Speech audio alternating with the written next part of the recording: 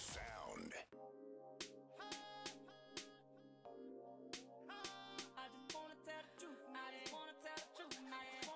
Hey Pat, how's it going? It's going fine. Okay, so Pat, if you would, unscripted, talk to me about what you got going on, how you came across this book, Life is Rich, How to Create Lasting Wealth, and about your background, and have a dialogue. What's up? Okay, well, actually, I just happened to be at this party, and I just looked in the dining room, and I saw the book on the table, and I am an avid reader. But then the title, Life is Rich, How to Create Lasting Wealth, drew me in. Mm-hmm. And I picked it up and I saw the picture and I remembered seeing you, and I turned around to go and find you, and there you were right there in the kitchen. So I said, hey, isn't this you? And so you engaged me in a conversation. You condensed your full life into what, 5 minutes for me to tell me what got you to this point. You did that in 5 minutes and told me about this book and what kind of advice that you have in it. And then you told me that chapter 11 would be the chapter for me to read on network marketing. Because there was something that you said that, well, you stepped on my toes a couple of times. When you said something about the African-American lady who was the top sales director at Mary Kay.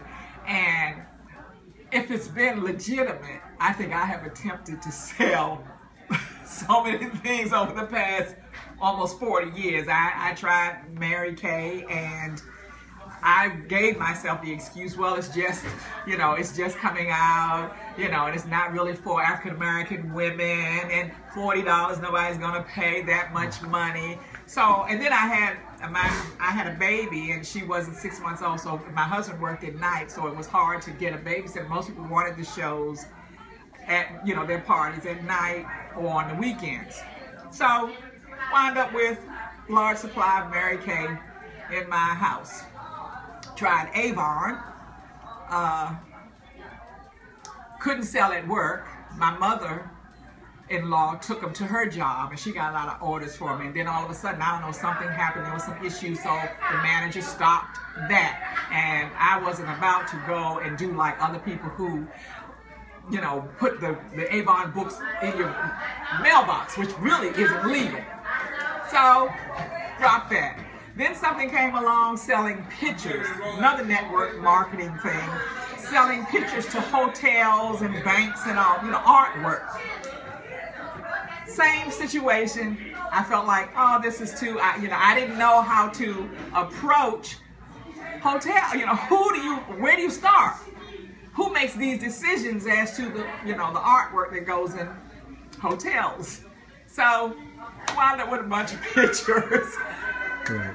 Attended the Amway presentation, and for me, the thing with Amway is that people lured me in with, there were ads in the paper, this outstanding business opportunity, and I think I got tricked several times.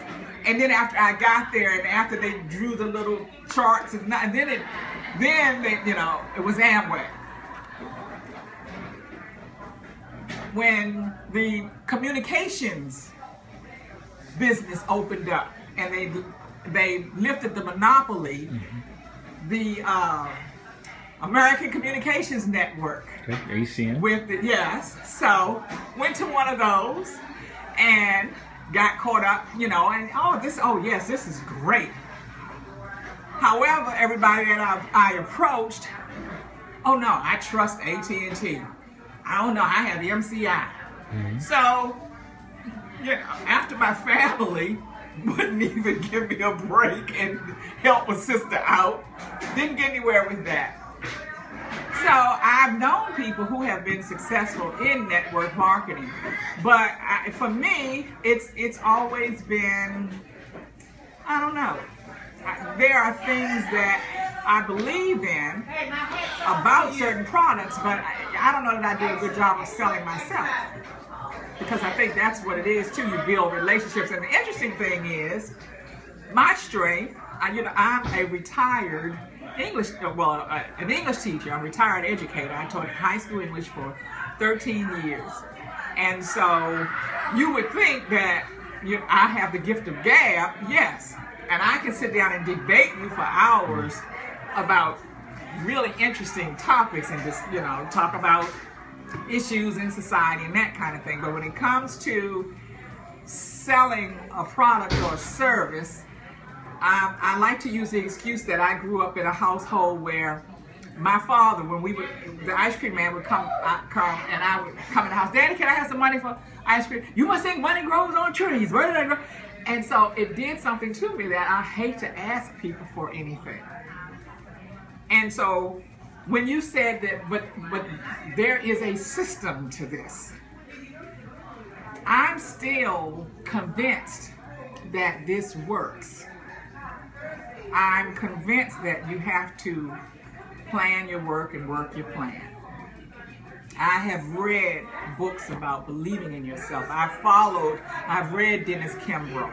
I've read Les Brown. I have, John Maxwell. I've subscribed every day. I got his little words of wisdom, and I even made the mistake of signing up for that, and then I started getting these invitations to these really expensive workshops in Florida. I went into Toastmasters just for something to do, and there I meet a lot of people who have their own business, and they're looking for ways to bolster their confidence and their speaking skills. And I'm meeting, there are a couple of people in there that are life coaches, and there's a person in there that will teach you how to set up your website. Last week I went to something called BCN. It's a BNI. And so one of my sorority sisters invited me to that, and she does this company called Send Out Cards. Sounds very interesting. But anyway, she invited me to that, and so she said, okay, you can talk about, it's for business owners. Well, I'm working with a group called Women Rock Savannah, and we're planning a women's conference for October, and I'm the chairperson for vendors. And so that's how our relationship started, because I sent out the emails inviting people to purchase a vending spot. But anyway, I go to this meeting, and it's really interesting, the different people that stood up and introduced their businesses, what they do, and it's structured. Then you know that it's structured that only one business you can only have, for example, one realtor, one person that owns a construction business, one plumber. So it eliminates the competition. So I went to that, and I sat and I listened, to different things, and this is very interesting. So I'm still trying to find my way. We are, my husband more so than I, has bought into this Legal Shield, and I really believe that people I'm meeting more and more people. At one point in your life, you're going to need a lawyer. Everybody, you're not going to get out of this world. At the rate that we're going, it's critical, not just for wills, but for things that are happening daily. The identity theft portion of Legal Shield is awesome, because we have been caught up in 3 different episodes with breaches of security. So my prayer has been that God will direct my steps, and that what I do is will be in His will, and I believe that He is no respecter of persons, and the things that He has done for other people, He will also bless me. But I also know that I have to do my part. It's like that joke about the man that prayed to win the lottery. You know, come on, God, I want to win the lottery. I want to win the lottery. And then finally God said, well, come on now, help me out and buy a ticket. So it's my prayer that he will direct my footsteps, and that I will know when it's his voice, because that's important too. So I'm open to, you know, I don't know how he's going to send it to me. So when you started talking about this book and what your advice is and that kind of thing, I said, well, this might be the way that he has come to answer my prayers. So we'll see. And so thus far, how has it been for you? How has the read been for you from what you have had an opportunity to read? How about the idea of it beginning with scripture, and what about it? Well, so in chapter 11, you know, where you gave the background on the Starbucks man and how, you know. How about the scripture? Oh, yeah. And you know what? And that scripture is so true. Okay, that the word it needs to fall on fertile ground. And how many times, you know, and that I've heard that before, and that is true. Okay, because it does. I mean, and I've been guilty of hearing, and then 10 minutes after I walk away, I'm doubting. You know, you can be built up. Yeah. You know, and I've been to these marketing shows and all of that, and you're pumped. You walk out of there, and the first note, or that little voice, start, and you know better than that, please, girl. So this, you know, when I read that, I could identify with that. You know, so that's what I said. If it's you have these scriptures for every chapter, so I'm sure I'm going to find that each one is very relevant. But also, I like the way that you the way that you break down the 6 reasons for the network marketing. You know it. I know this, but to you know, see it in print, you're kind of like, okay, it once again it confirms, you know, what you already know. And can you see that the book isn't a network marketing book? Did you notice? I don't know if you looked at the table of contents or not. Mm-hmm. I did. Yeah.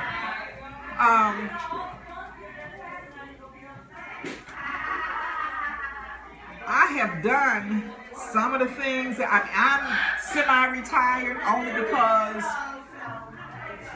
I haven't found, okay, when my husband took the job in Savannah and we left South Carolina. Good night, everybody. Good night. I was the director of secondary education, and then the politics of school boards got in, and when they ran out the superintendent, you know, it's like a coterminous position. Superintendent's gone.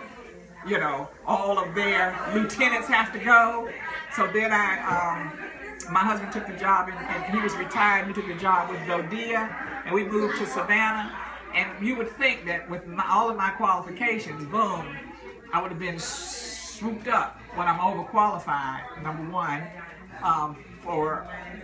in Savannah Chatham schools, I'm overqualified. And then number two, it's who you know.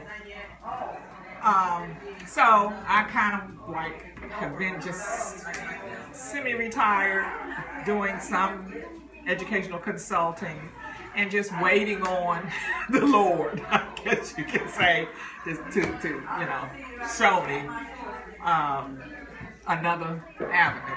So, awesome. Yeah. Well, I believe that God answers prayers, and He uses individuals to do His work on earth. Mm-hmm. And so my prayer is simply that you know, that you are actively listening and realizing that the Word says in Hebrews 11 that now faith, not later faith, but now faith is a substance of things hoped for. Yes. Substance is a foundation. So if you're standing on the foundation of the Word, now faith is a substance of things hoped for. Hope is an expectation. Right. So if you're expecting Him to do something, now faith is a substance of things hoped for, the evidence of things unseen. So if you have begun with the end in mind, and you know that what you really desire, and you truly believe in His promises, then I truly believe that it's not by accident in which we've come across our paths and that you've come across my book. And I invite you to visit lifeisrichtoday.com and check it out a little bit further, as well as to feel free to reach out to me directly at 904-838-2623. And I want to wish you success along your journey, but don't be one of those broken down Christians that stand still and wait and hoping. Listen, he will only give us what we're prepared to handle, so we got to do our part. That's true. That's true. Take care. Thank you. Yeah.